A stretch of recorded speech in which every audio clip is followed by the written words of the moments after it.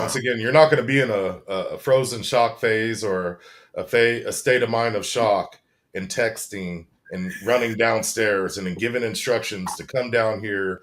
No, it's Right. they should be locked up. They need to be locked up. I don't know if there's a petition I agree. we as citizens can maybe try to get in the act, get rolling or whatever. But if Brian Koberger is locked up, which he shouldn't be, because I've seen zero evidence of him being at that house, those girls should be locked up. Yeah, they were there. They were there. Somebody could have survived in that house. Yep. If 911 was called at that time, just because you stab someone doesn't mean that they die automatically. Right. There was a chance of, 1 or 4 people surviving in that house if they would have did the right thing. I completely disagree. And nobody was savable. This was from Steve Gonsalves. He says he knows that the call could not have saved his daughter. Because I knew partially the pieces of the story, that's why I asked the coroner. So we were like, could they have called 911? If it was called, would my daughter still be alive? And the coroner answered him no. Steve said he was told it was quick. These weren't something that you were going to be able to call 911. They were not going to slowly bleed out. And I know that after the autopsy report was done, it did say in the news report that 3 of the 4 had stab wounds to the chest. A stab wound to the chest, that's normally going to stop your heart instantly. You have seconds. So, sadly, none of them would have made it, even if 911 was called. So a major problem that I have with the situation is that where does this shock phase come from? Where does Brett Payne calculate this in his head that, this girl was in a shock phase? Where eventually, when did the PCA come out officially? When did that officially come out? Was it January 5th or 4th? So it was a long time. It was until after Koberger got arrested, correct? Okay. So how many times did they interview Dylan Martinson and ask her, do you recognize Koberger? Do you know this? Or blah, blah, blah, blah, blah. My point is that it was a couple of months until the affidavit came out. So Brett Payne had plenty of time to access these text conversations and it still made the conscious decision to put Dylan's in a shock phase, clad in black, all the bullshit that we know was bullshit, and he still made that choice. Okay, Rory, what exactly was inconsistent? Because she was consistent in her comments throughout all her interviews that he was wearing black. This is on record in the court documents. This is in Hippler's Frank's decision, and he looked at the interviews. It says her description of the intruder was notably similar during all 3 interviews. White male, slim, skinny, lean body type, slightly taller than DM, she's 5'10", wearing all black. And as far as frozen shock phase, it's a real thing. And it's not saying that it lasts for hours, but they're saying a basic human response of fight, flight, or freeze. And it says when your body is in shock and you think you're going to die or you think you're in a threatening situation, adrenaline surges your sympathetic nervous system and takes off. And you may experience a frozen state where consciously you know what's happening, but then a coping mechanism is for you to disassociate. Now, I liken that also to, have you ever come around a corner and weren't expecting anyone to be there and suddenly a person comes out towards you? It freaks you out for a second. Or you're driving on a highway at night and a deer runs out in front of your car. That is like a frozen shock. You are temporarily you're scared. You're not sure what just happened.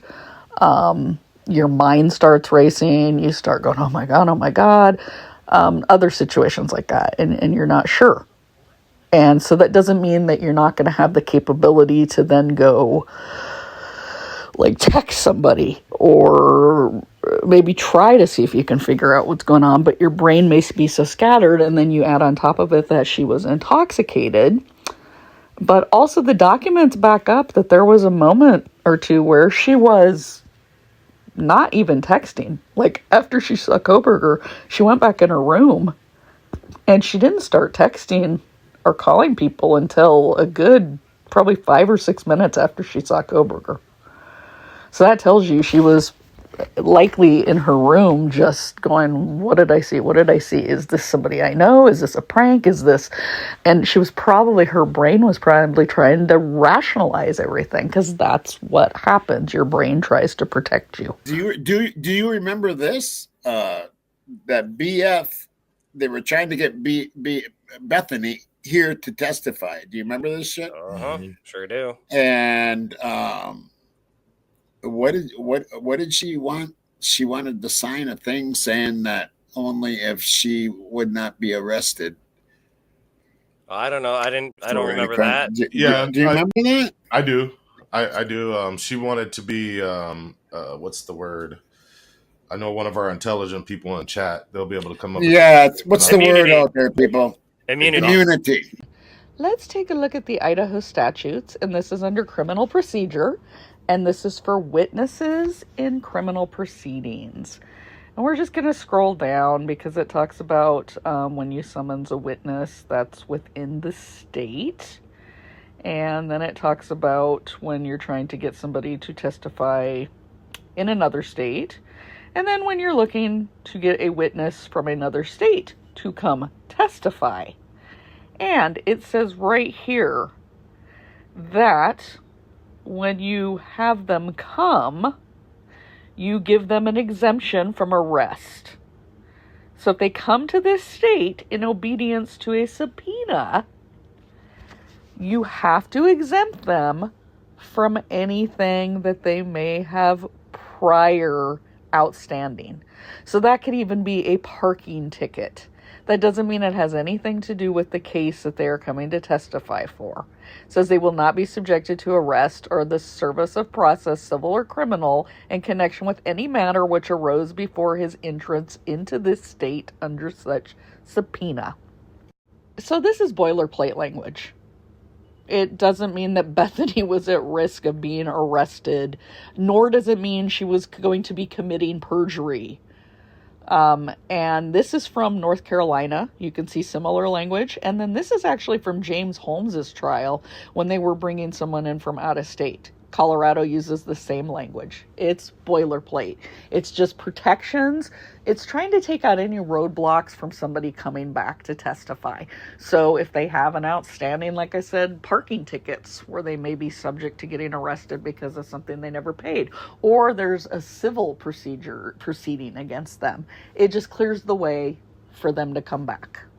People read way too much into this stuff instead of looking up what has to be put on these legal documents. Because that's what Bubbly used to show that truck pulling in, and it sounds like the same truck parking in the same place. Yeah, and then this girl gets out with long hair, and she kind of goes like this, and you can see this long brown hair, and then she's carrying this curly dog, which you can't really tell in the cameras what color it is. You know what I'm saying? What camera is it? The 1320 or the 1330? The 1330. Okay. And yeah, you can't see the color. I mean, so. But it looks like Murphy to me, the curly hair and everything, and she's heading towards 1122. Why is that happening at 6:36 in the morning? Yeah. Yep. A lot of unanswered questions. The 1330 Linda Lane footage at 4:23, the vehicle, you know, the truck that starts up. Yep. That's real telling too, because that dude is booking it, man. When you see where he unlocked his vehicle from and how far of a distance that was, and the amount of time that it took him to get to that vehicle, he was running. He was double timing, as we used to say in the military. He was double timing. You know. Right. Right. Yeah. All right, here's that footage at 422, 423. And I am not seeing anybody doing double time to get to their vehicle at all. Like, we can play this here and watch, but you'll see the person come up on the left from the apartments. And a second here, I'm not. You can. There. Okay, so you see his lights click, and there he is. Okay. To the left. He's not double timing. That's about a normal walk. You can see him walk to the vehicle. So, sorry, I disagree there, Toes. That doesn't look like anybody going fast to their vehicle to me. And then here's the footage of the vehicle coming in the morning. Now, I'm not sure if this is the same vehicle or not. If it is, and they are pulling into the same parking space, that would make sense, because if you're somebody that lives in an apartment complex, you have an assigned parking space. So normally you do have to park in the same spot, but I am not seeing anybody getting out of that vehicle that has a dog, nor can I even tell like what their hair length is. And again, I have looked at this, but I've also seen a lot of people that have doctored the footage, that have made it look extremely different than the original. And what it looks like to me is a parent carrying a child. That does not look like a dog or like a golden doodle to me. It looks like somebody who got a sleeping child out of a car and is carrying their child to their apartment. But that's, I'm sure everybody sees something different. But that's what I saw. I don't see a person like carrying Murphy. To me, it just, that's the way a parent will usually carry like a sleeping child, with the head part way up over the shoulder. But I'm sure you'll tell me that I'm just nuts, and that all the people that see Dylan with Murphy aren't nuts. What I heard is that maybe I won't say who it was, but there was two people with the same first name in that vehicle, along with somebody else. But the two people with the same name, the same first name, was the driver and the passenger in that vehicle, and they went to discard of that car. So, I mean, that kind of matches up. It kind of does. And why they dropped that car so fast. And guess what they did? It's gone, you know? It's gone. Well, yeah, that car is gone because it was totaled. But you're trying to tell me that some people from Moscow decided to wait until December 15th to go get rid of the car? Give me a break. It was left there after an injury crash. Law enforcement knows exactly who that car belonged to. I know, Toes, you feel like they should have looked it over further, that they should have seized it and searched it and done forensics on it, but there's no reason to do that when it's obvious it did not belong to the Idaho case. It was a woman in Colorado who was on a business trip and crashed her car. And I've posted these incident reports before, and I'm not going to post her name. And also, if you think that kids from U of I drove it down there, why were they doing it during finals week? I mean, I get they allowed the finals online after the murders, but come on. You think these two college kids are just going to go drive this car that they stole, allegedly, down to Oregon, and no parents or anybody else is going to be like, hey, what's going on? Yeah, no. The thing is, the car checks out to the owner in Colorado who crashed it. She had a workplace injury because she was on the clock while she was in it. It's all been documented with the state of Oregon. Everything's been verified. Law enforcement looked into it. It wasn't involved. And no, again, for the 1000th time, the lady that owns it has no relation to anybody that owned 1122 King Road. Yep. And then people like me, Tommy, you, other channels like this, we get nailed or accosted for asking questions and thinking outside the box. When it turns out, looks like we were right. Yeah. Yeah. A lot of the stuff that we said 2 years ago. 2 years ago. This is It's why Tommy and I coming hooked true. up.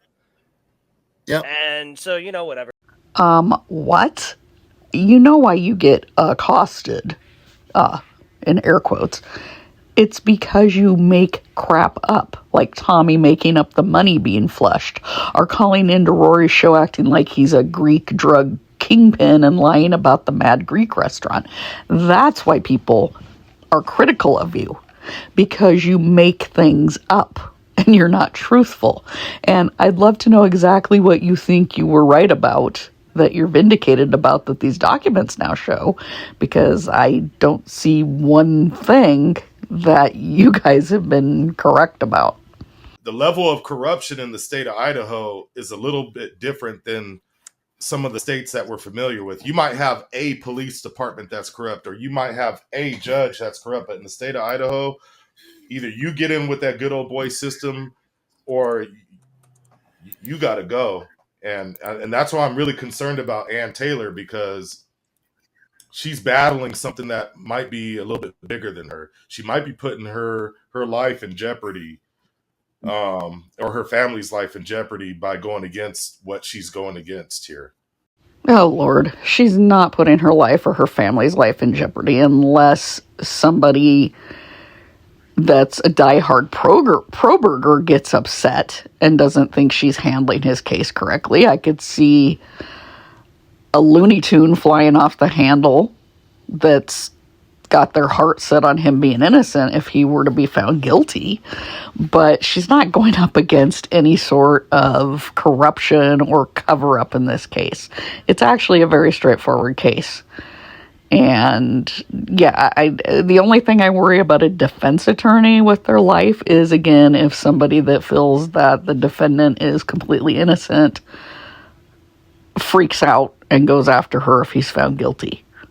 Just like a prosecutor might have somebody go after them if a defendant gets off. So that's kind of where you get the scary parts there, if somebody doesn't feel you were good enough counsel for the person and takes things into their own hand. With Brett Payne, if he wrote that BS PCA, his supervisor would have had to look over and be like, nah, bro, you got to do better, or this ain't going to cut it. But the fact that somebody let that bullshit slide through, it shows that they were just as corrupt too. And with that being said, I'd like to know Chief Fry's full alibi for the night that crime occurred as well. Which, ironically, I can't find that interview. It's been scrubbed from the internet as well, where he states that he was camping in the mountains that night. Couldn't be reached. And Chief Police, okay. No, the article wasn't scrubbed. It's still online. It's in airmail. And it talks about how Chief Fry was with his wife for a weekend trip 3 hours away. So he wasn't doing anything wrong. He had decided to take a trip out of town that weekend. And as far as the probable cause affidavit, Judge Hippler disagrees that there was anything wrong with that PCA. And it's in black and white and signed by him. Frank's hearing denied. So then it goes on to say Diem was awake and texting at 2:10:29 and from 4:19. See, they skip.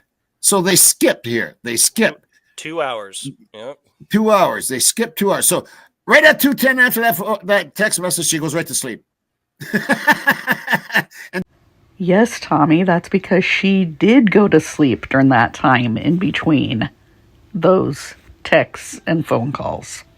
Fuck, my phone is about to die. Okay, so bitch, you were on. So at 2:10, you were texting, maybe a booty call. I don't know what the hell you. But at 2:10, you are texting. Why is your phone not plugged in? How did you forget to plug it in? You're sober enough to be texting, so you didn't plug your phone in. So that makes no sense to me. You're concerned about your phone dying, but your 4 roommates just are dead. Exactly. Your phone is more important to you. So you know what this tells me? This is a contrived conversation. Yeah. I don't think this is a real conversation. And what was the deal? What was the time where they said on the PCA where it says by such and such a time they were all sleeping. Oh, yay, we get to listen to Rory and Toes and Tommy try to mansplain and call somebody a bitch because their phone was dying. Guess what? Sometimes you may have left your charger out in the living room or in somebody else's bedroom or in the kitchen, and if you're scared to go out and get it, what are you going to do? Okay. Sometimes your charger could be right in there with you, but you forgot to just charge your phone and now realized, oh shit, it's dying. So spare me that this is all contrived because somebody was having a normal thing that happens in real life, meaning their phone battery is dying. As far as when they were all home and in bed by, it states the following. They were all home by 2 a.m. and asleep or at least in their rooms by approximately 4 a.m. This is with the exception of Kernodle, who received a DoorDash order at the residence at approximately 4 a.m. But I had to order her food at least by 2:30, 3 o'clock, and I still don't even. There was no business open at that time in Moscow, let alone Poland. This is post Corona, right after Corona, and there wasn't no 4 o'clock in the morning delivery except Instacart from Winco. I did my research on it, and it just so that's a mystery within itself. Okay, well, I always thought that was a setup anyway. I always thought that was a setup to change the timeline. Because if you look at...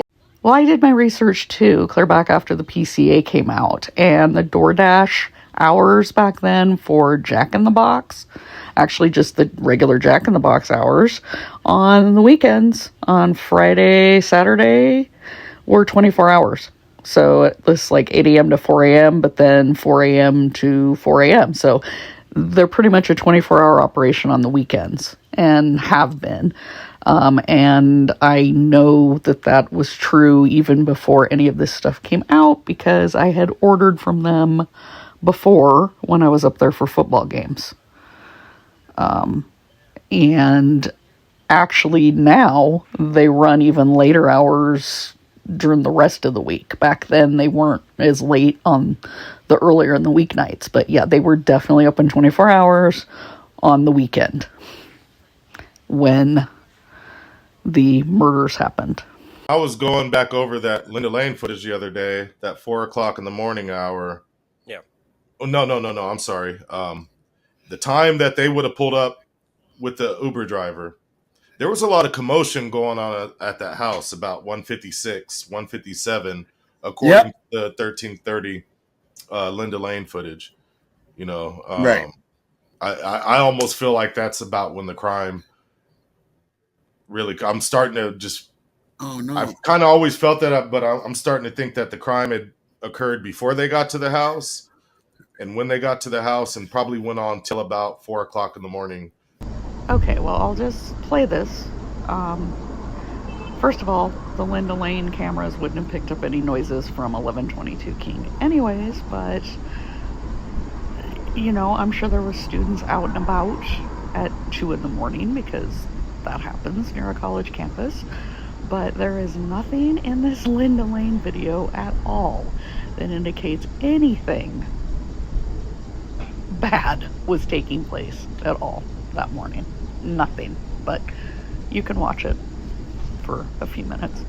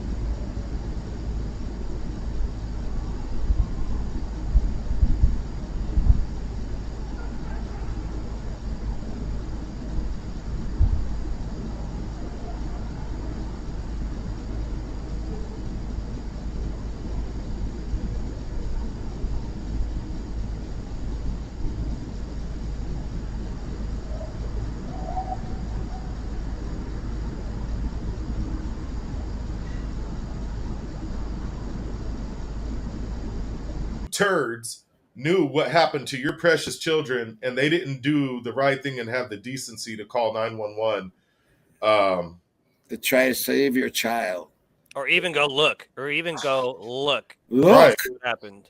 Like the fuck 911. Like, go be a decent human being. Isn't it your absolute instinct if you hear something atrocious in your house, In your house that you're living in? You're You're just involved. gonna be like, Yeah, you're involved in my book. If Oh, that's rich hearing Rory tell someone to be a decent human. But these are two 19-year-olds, okay? These are not people that have been in the military and experienced death and horrors. These are not people that grew up on the streets that experienced violence. These are two sheltered 19-year-olds who were living on their own basically for the first time. They had been in the sorority house the year before. Now they're living in a rental house. There's like no actual adult presence. I mean, sure, the upperclassmen were 21, but they had no clue what was going on, whether it was a prank, whether it was something to call 911 about, whether somebody was still in the house that shouldn't be, etc. You're not, at 19 years old, going to go wandering through the house when you're not even sure what's going on. And the other thing I want to say is, unless you've been in their shoes, so as a 19-year-old college girl in that exact same situation, you have no room to speak on how you would have handled it or how it should have been handled. Now, if you've been in that exact situation as a 19-year-old college sorority girl, then let me know. I'd love to do a live with you. if I was a part of Idaho, I guess I'd have to start a protest.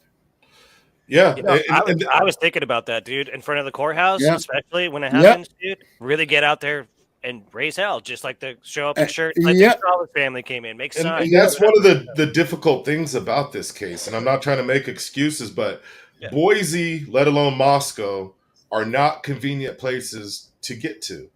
They're not major international Right. airports, so if you fly, you might spend about $1,000 just to fly there. I could probably fly to New York for cheaper than what I could to Boise or. Dude, you live in Spokane. You can go to Boise for the next hearing, $167 round trip. New York would cost you $466. So, yes, survey says, you are not correct.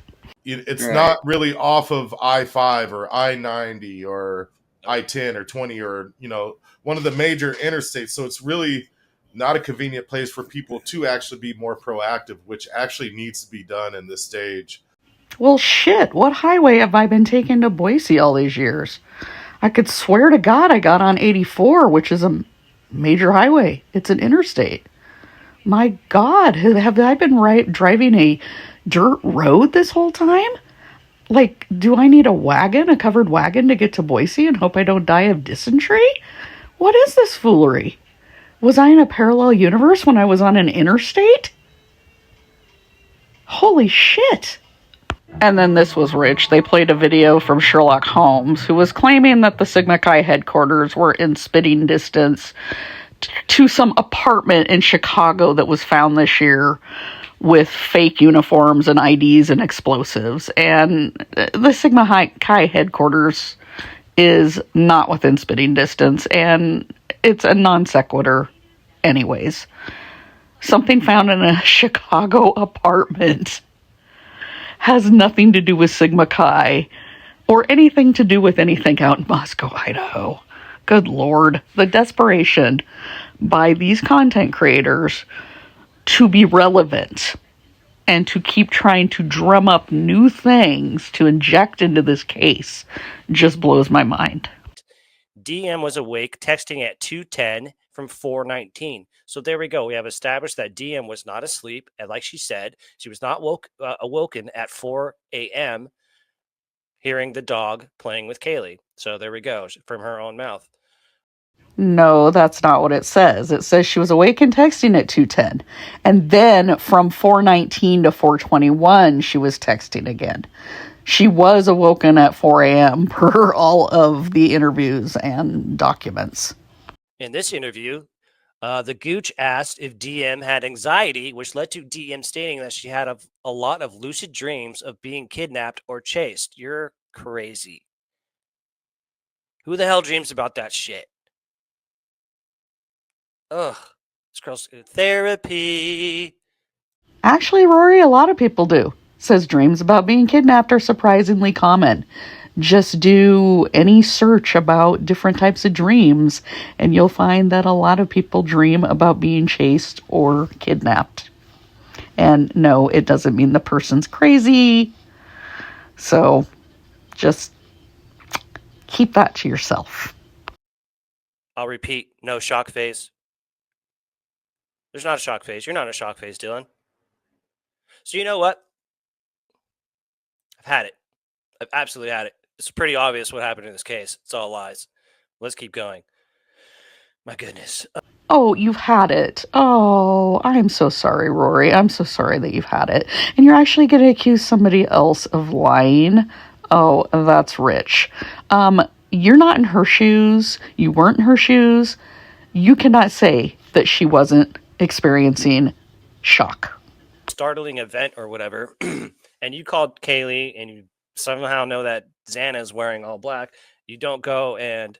So here's another thing, too. Dylan has to pass by Ethan and Xana's room to go downstairs to Bethany's room. So I have two questions. Was the door open for Xana and Ethan?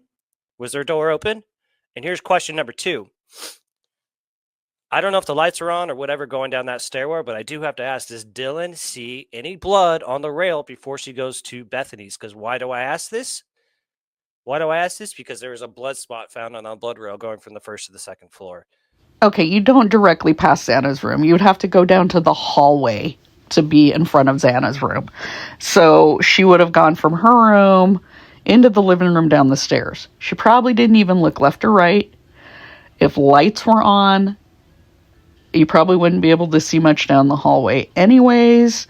Also, okay, look at that handrail. Okay, that handrail is dark wood.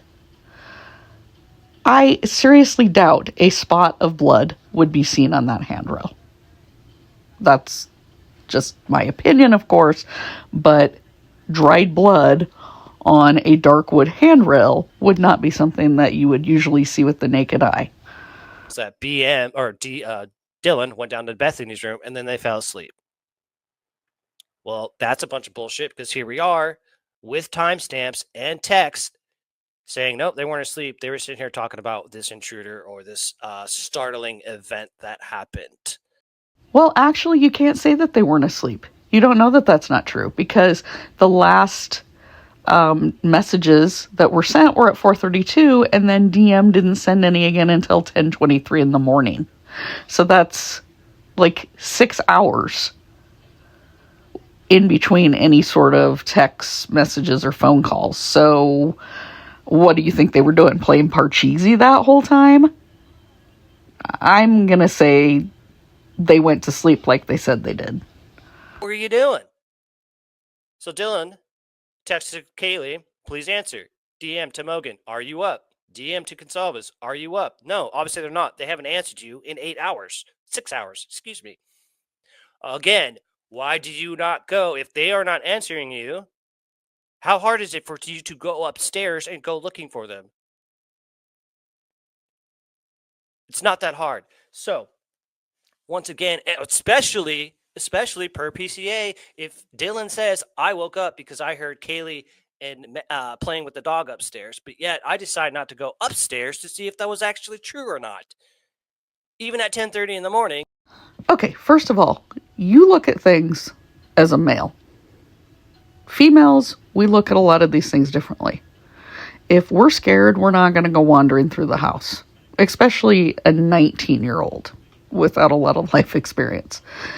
Now, women that have children also look at things differently. Maternal instinct may kick in and they want to go up and see what's going on or see to protect. But 19-year-old college kids, not so much. And if she thought she had heard Kaylee playing with the dog, why would she go upstairs to go see if that's what it was? more likely she would just yell up there like we had heard to be quiet, or just be annoyed and go back in her room. But this is what we're talking about. Everybody handles external stimulus differently.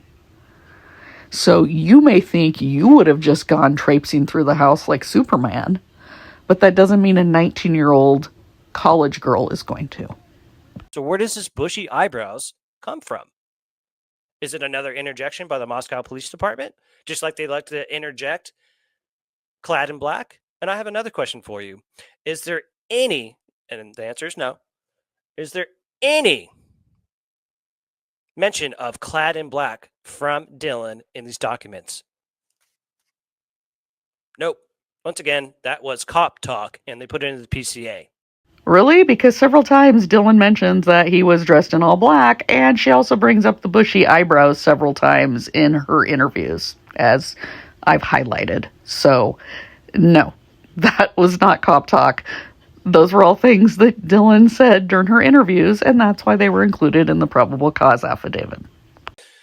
That she saw this intruder, and it looked like a fireman. No, I'm just kidding, but she did say that. But how do you mistake someone dressed in all black for a fireman? Somebody please let me know how you do that. You can't. We're going to get into that later. This is fucking hilarious. I love it. It's comedy. You know, it's really sad that a quadruple homicide is comedy to you. But this is how you could think somebody might be a firefighter, because Moscow Fire Department, their normal uniform is all black. So, yeah. Screaming event to the state of Mars. Okay, at 4:27:47, DM calls Gonsalves unanswered, and at 4:28:44, DM calls Kernodle and answered. So, ladies, why do you not get out of your fucking room and go look for these people if you heard and saw somebody that didn't belong in your house? Riddle me that, Batman. Just answer the fucking question. Excuse me, I'm going to be cussing a lot tonight because I'm pissed. This is ridiculous. And now you're back at Alex Jones levels of stupidity, yelling and cussing at two young women who, at 19 years old, had no idea that something that horrific took place in their house. So, shut the fuck up. Because we just proved there's no shock face here. And we knew that. We're not dumb. We knew that. They were up the whole time. They absolutely were. The whole time. What was the initial report that we got from MPD? Everybody in the house was asleep. Right? That's what they told us. And that some guy just snuck in and... Okay, so we know Dylan was asleep because she was awoken by the noise. We believe Bethany was asleep because she's never saw anything. And Kaylee and Maddie were both killed in their beds. Anne has even said they never left the beds. They were believed to be asleep when they were attacked. It's Ethan we don't know for sure. We know Xana was wide awake. Ethan could have also been asleep when he was attacked. So, chances are, just about everybody in that house was asleep when the intruder came in and started the attack. But of course, once the attack started, the people being attacked would have started to wake up. And of course, Dylan heard noises and woke up. So you can't say that because they woke up while the attack was in progress that they weren't asleep when it started. That's just being frickin' disingenuous. On that house. Are you going to walk into a house with 5 cars in the fucking driveway, all the lights are on, and there's 6 kids awake, and you're just going to walk in, be like, I'm just going to go in and take out 4 people, loot 2 alive? And you don't know the house? You don't know who's there? Nothing? You never met these people before, and you're going to walk in and do this shit? I don't smoke crack, people. Neither do you. Well, dude, maybe you should start smoking crack. First of all, there were 4 cars in the driveway, not 5, because Maisie and Hunters didn't show up till later. And we also don't know if all the lights were on or not. But hey, Richard Speck went into a whole townhouse that was being used as a nursing student dormitory with 8 women in there and killed them. Then you had Ted Bundy went into a whole fucking sorority house full of women. 3-story sorority house with many rooms and many people home. He didn't seem to care. Ted Bundy also went into this house where a college student lived with her male roommates. So there was like 5 people in the house. He didn't care. Oh, yeah, Ted Bundy went into this house also with a whole bunch of co-eds also living in it. He didn't care. Well, then you had the Night Stalker, Richard Ramirez. He went into at least 38 homes, okay? Homes he had never been in before. Homes he didn't know the layout was, didn't know how many people were in them. He didn't care. He just wanted to attack and kill people. Then you had BTK. Went into a house with 4 people. Killed them. That was his first time out. He didn't care. As well. What did she say? She said around 5'10", and she also says in documents as well, he was a couple inches shorter than me, taller than me. So let's play this scenario. Dylan, you're 5'8", so somebody that is typically a couple inches shorter than you, henceforth why it says 5'10" in the PCA. Well, that is incorrect, because how tall is Brian?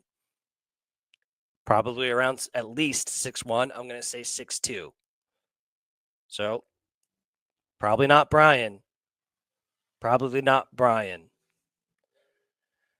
Oh, yes, they are all liars. Absolutely, Kim. Brian is tall. Brian's a very tall man. I'm 6 foot, and he's taller than me. You're 6 foot? Because you surely didn't look at that day at the Latah County Courthouse. But anyway, Brian is 6 foot tall, and Dylan is 5'10". So when she said the person's a couple inches taller than her, ding, ding, ding, yeah, that would describe Koberger's height. So, yeah, she didn't say somebody shorter than her. She didn't say that. She's 5'10", and she said the person was a couple inches taller than her. That we have with the PCA. What does the PCA say?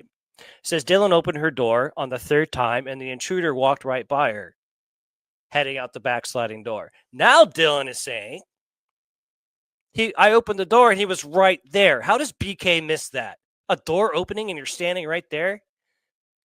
And Brian, no.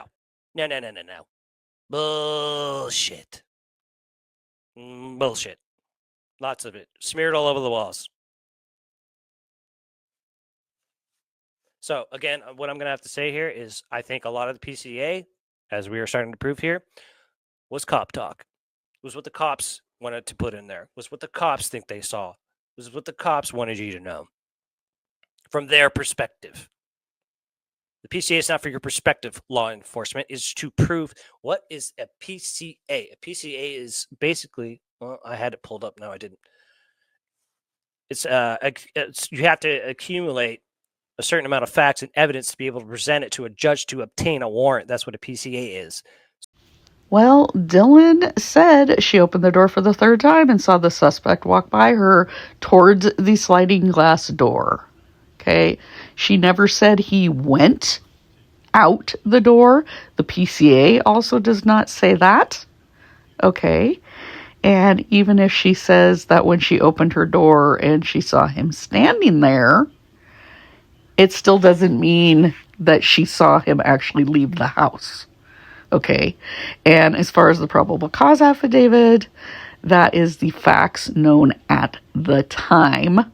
And of course, that evolves and changes leading up to trial. Okay.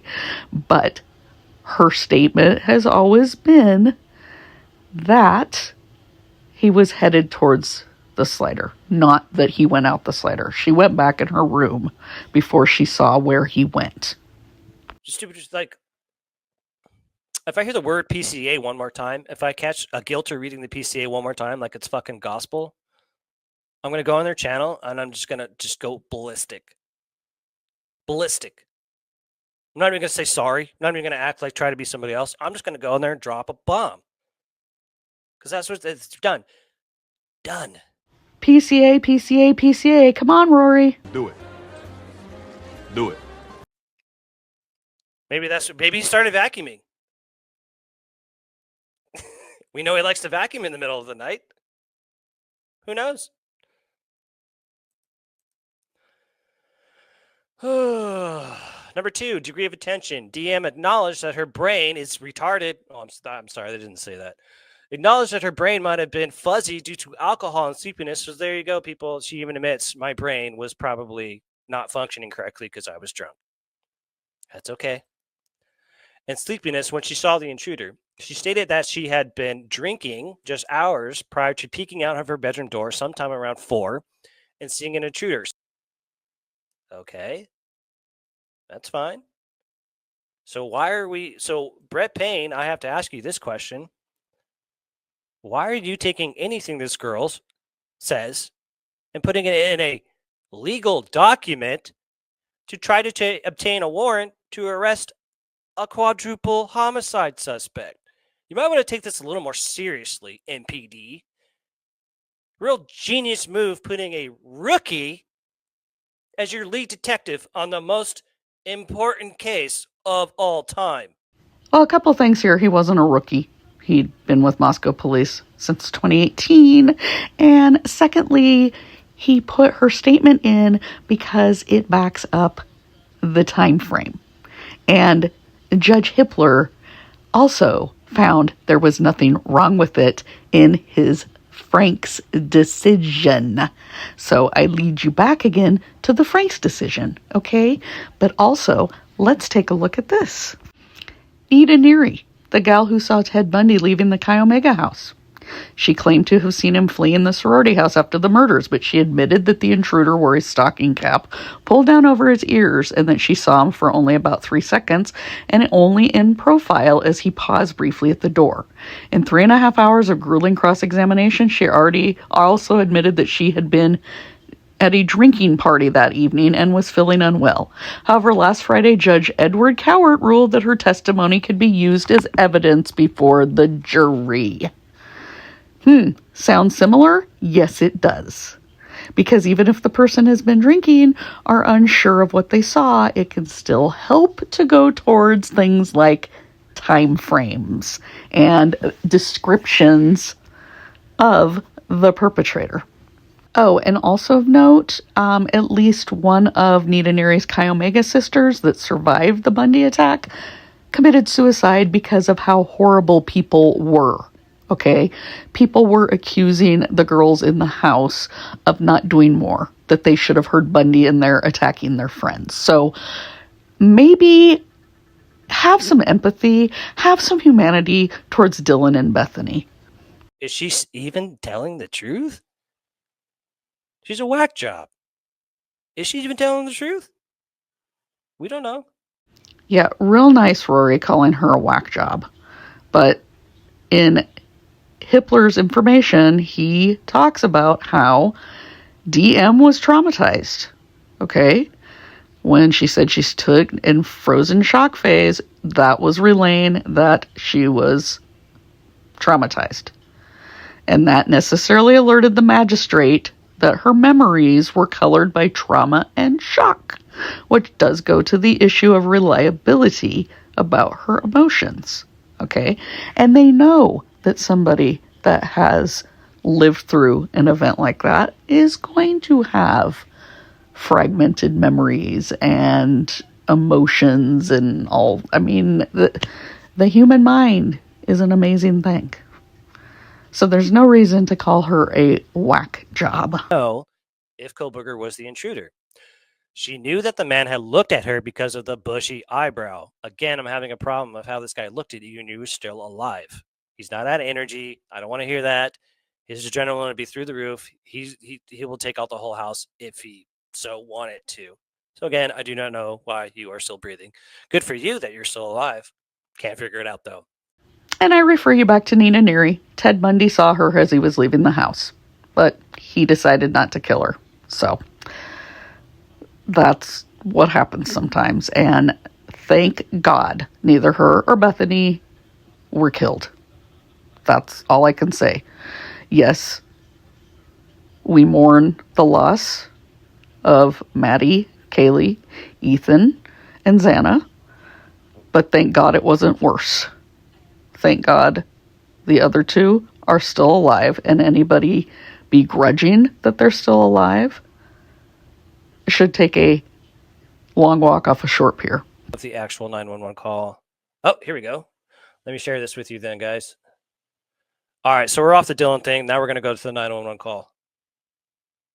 Stop sharing. We're going to get rid of you. And then Who's having fun? I'm having so much fun. I love it.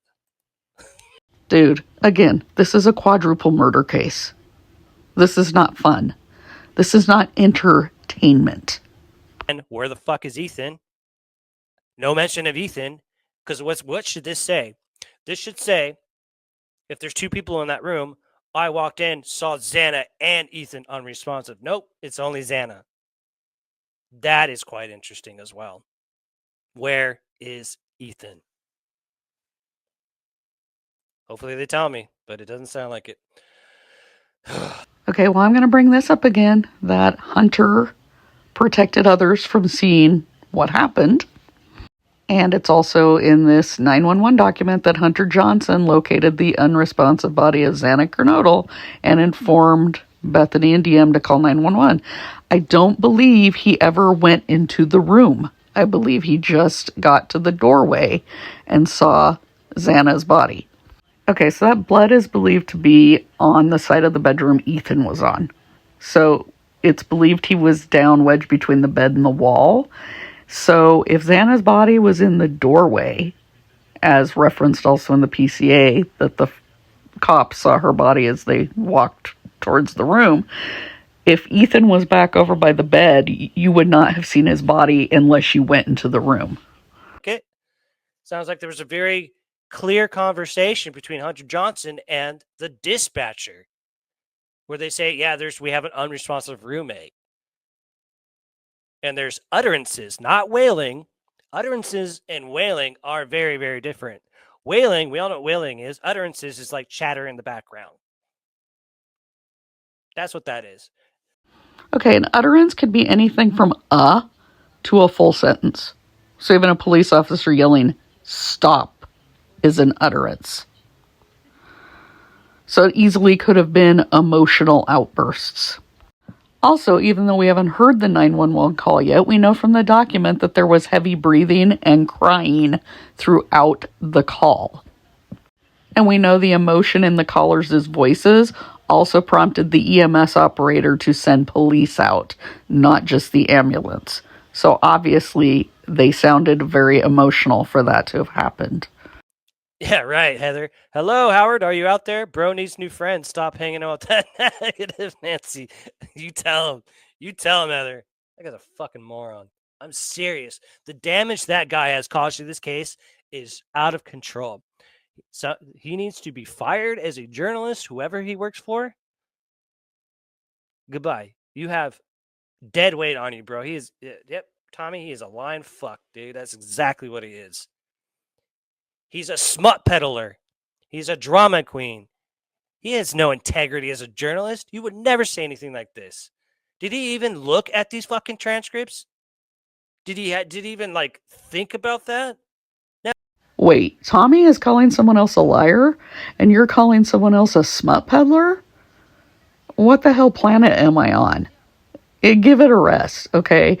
I don't like Howard Bloom. I don't agree with what he does. But guess what? You and Tommy are no different. You spread lies and misinformation every chance you get. And Tommy laughs about making up stories about Maddie flushing drugs down the toilet. So give it a frickin' rest. At least one of them has some serious mental problems.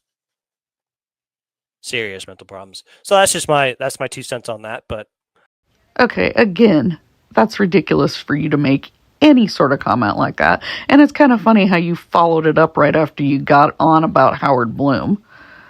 Good grief. I like that angle. It's not bad. Not bad.